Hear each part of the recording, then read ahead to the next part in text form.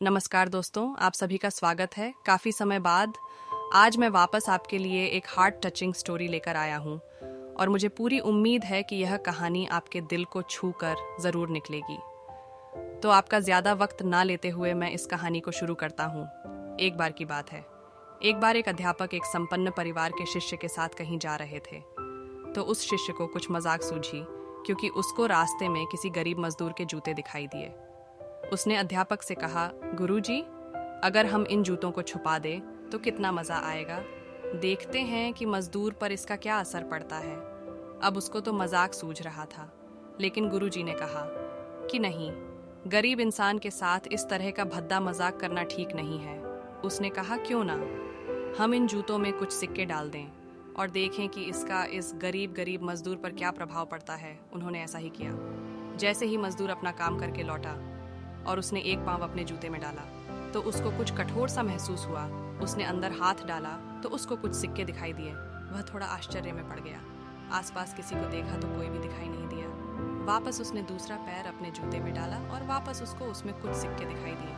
अब दोनों जूतों के सिक्कों को उसने अपने हाथों में रखा और प्रभु की तरफ इशारा किया, हे प्रभु, पता नहीं किस भले मानुष ने ये सिक्के मेरे जूतों में छुपाए हैं, लेकिन जिसने भी छुपाए हैं उसको मेरी दुआ है ताकि इन पैसों से मैं अपने बच्चों और पत्नी के लिए कुछ खाना और दवाइयाँ ला सकूँगा। और इतना बोलकर वह चला गया। इस बात को शिष्य और अध्यापक दोनों सुन रहे थे। अब अध्यापक ने शिष्य से पूछा कि अब तुम मुझे बताओ कि तुम्हें कैसा महसूस हुआ, तुम्हारी पहले वाली मजाक या मेरा ये तरीका। उसने कहा कि गुरुजी, मैं आपसे क्षमा चाहता हूँ। अब मुझे समझ आ गया है कि सच्ची खुशी किस चीज़ में है। जब हम किसी की मजाक उड़ाते हैं तो हमें कुछ पल का आनंद मिलता है, लेकिन इससे हमें बद्दुआ मिलती है।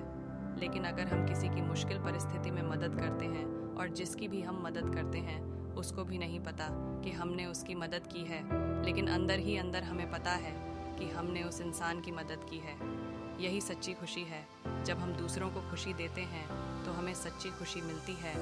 इसी तरह खुशियाँ बांटते रहिए, लोगों की मदद करते रहिए और दान करते रहिए। जिसके भी आप काबिल हो, जितना भी आपसे बन पड़े दान करें, लेकिन दान ज़रूर करें।